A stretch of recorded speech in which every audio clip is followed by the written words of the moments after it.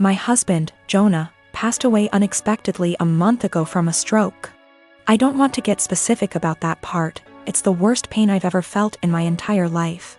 And I'm still not sure how I'm ever going to move on. We were married for 5 years, together for 7. The past 2 years we've been trying for a baby, but we're just getting to the point of considering IVF when he died. Jonah had a close friend in high school named Marjorie. Marjorie also ended up going to the same university as he did, and they spent a lot of time together during those college years. Jonah said that he liked Marjorie's company, but never felt anything beyond friendship with her, which I totally believe.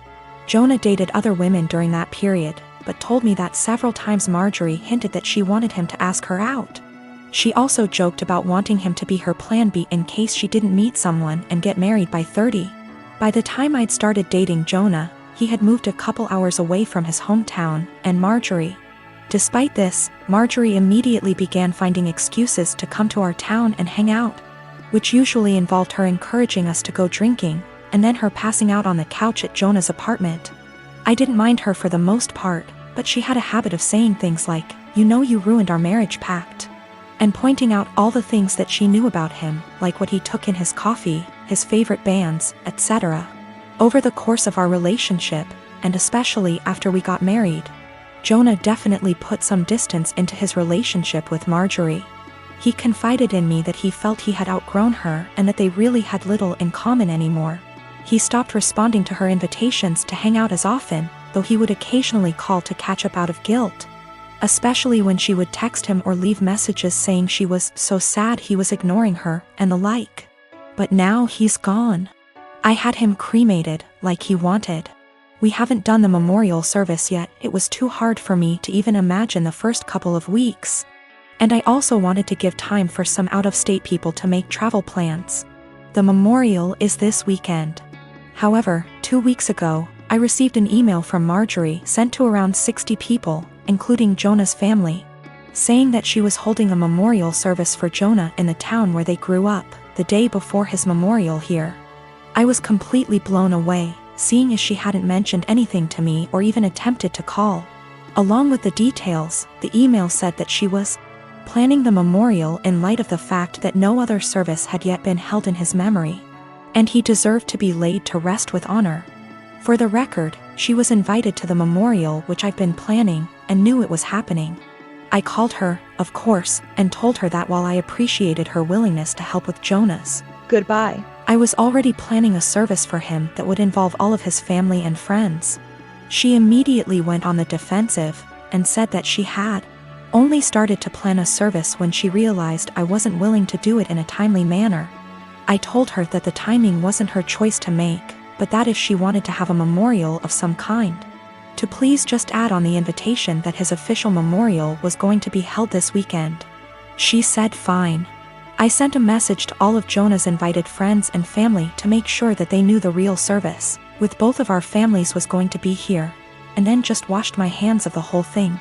This week I received a message on Facebook from Jonah's cousin, saying that Marjorie, who has apparently blocked me on Facebook, created an event for Jonah's official memorial service, her memorial, and invited everyone she possibly could.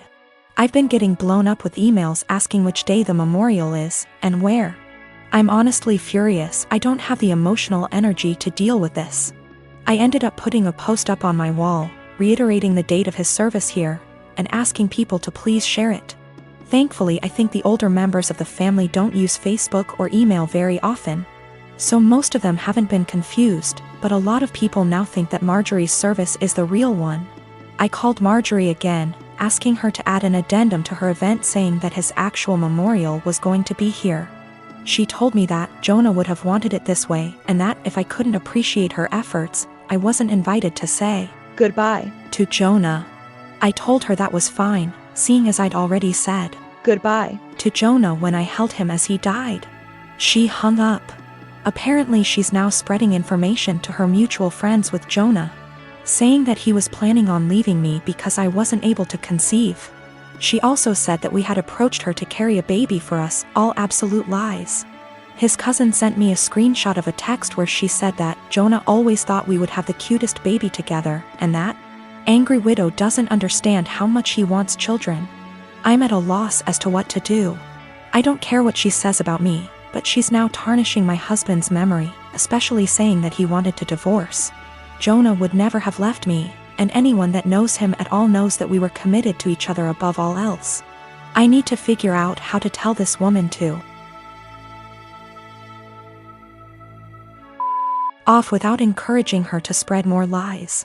And I also want to just forget the whole thing and crawl in bed and never get up again.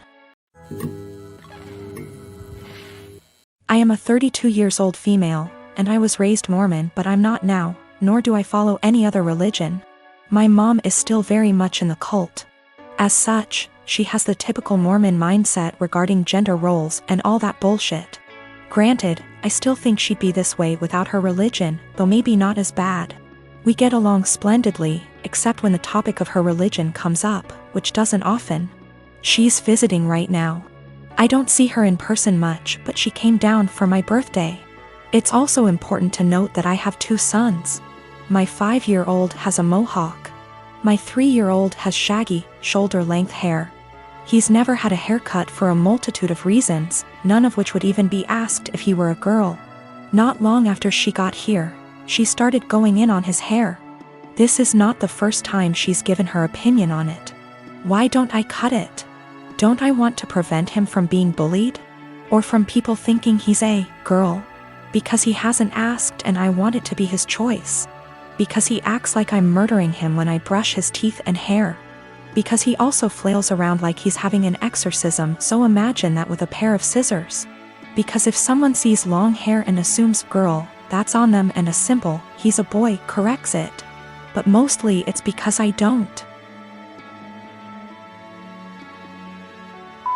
want to. She got pissed and said what she really thought, which was, well, I just don't like long hair on boys. Clearly. Yet she has no problem with my other son's mohawk. Guess that's boyish enough for her. And she said it in front of both my sons, which pissed me off. I said the first thing which came to my head, which was, if you have a problem with long hair on boys, I suggest you take it up with your Lord and Savior Jesus Christ. You can start by asking him to get a haircut. Call John the barber. Bruh. If looks could kill, I'd be in outer darkness right now. She steeped in her anger for a while but didn't say anything else. She hasn't changed her opinion, nor will she. But I don't think she wants to get roasted again either, so she won't bring it up anymore. I feel like we're both assholes. As much as I hate her religion, that was also a low blow, and I have a tendency to speak first, regret later. Though I don't necessarily regret my words, I do regret how they made her feel. She is my mom after all. I am 20 years old. I moved out on my 18th birthday and never looked back.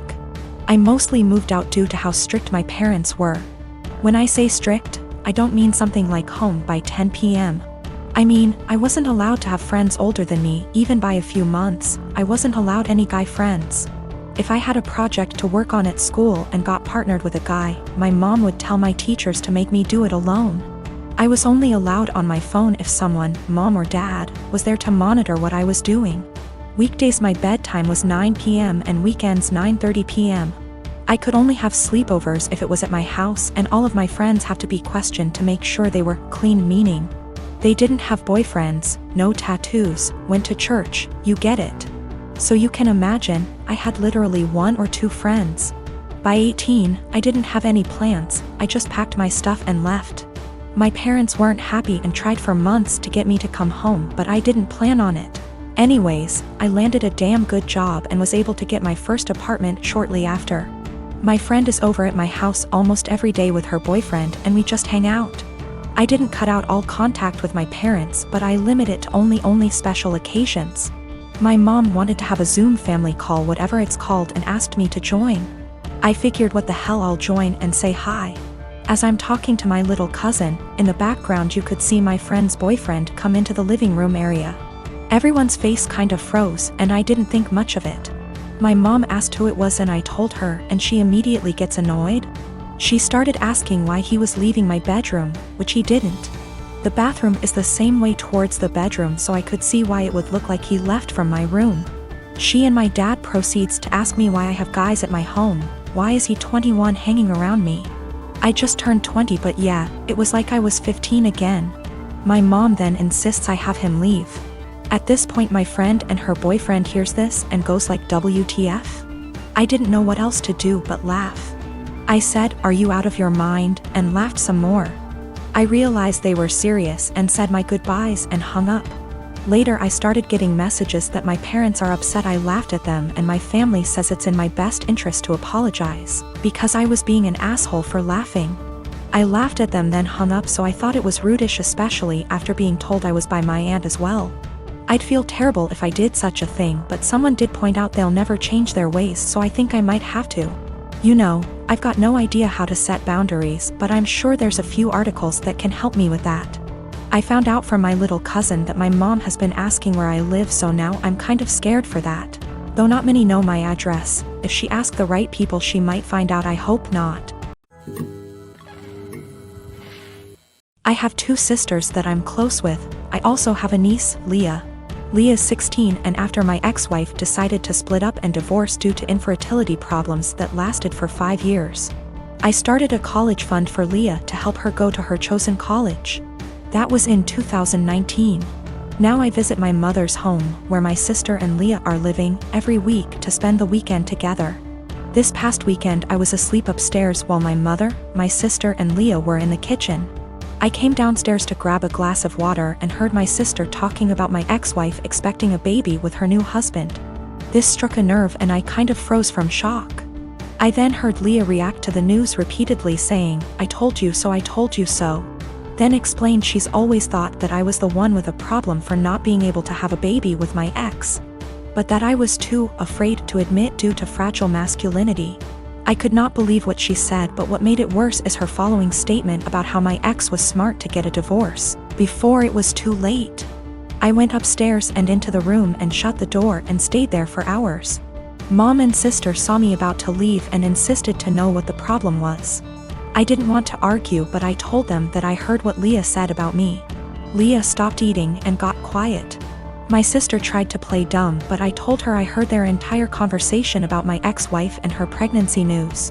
My sister tried to backpedal, saying Leah is just a kid who doesn't know much about this stuff and was just spouting nonsense. I told them I don't want to talk about it and they refused to let me leave, but I left eventually. I later sent my sister a text telling her about how hurt and devastated I was because of what Leah said, and told her I will no longer be responsible for funding her education. My sister kept trying to call, then texted saying Leah didn't mean what she said and offered to make her apologize, but I didn't feel comfortable being in the same room with someone who blamed me for something that was out of my control and something that literally turned my life upside down. My mother tried to get me to come over so we could talk, saying Leah doesn't deserve me turning my back on her like that. I haven't seen my sister nor Leah after what happened, but they are still trying to contact me, which means there's still a room for a discussion, and so I've decided to go see them tomorrow. Sit down together and have a long conversation. But this, I admit that I was mad when I told my sister about the college fund cancellation. I love Leah so much and see her as my own daughter.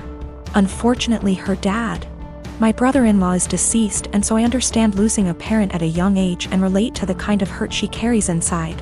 Lost my father in an accident when I was 11, and I think that sitting down and talking things out is the best option before I make any decision. Also, one more thing to clarify, both my ex-wife and I were having these fertility issues. Both sides, but since my ex-wife got pregnant soon after her new marriage, then my family thought that I was the problem originally.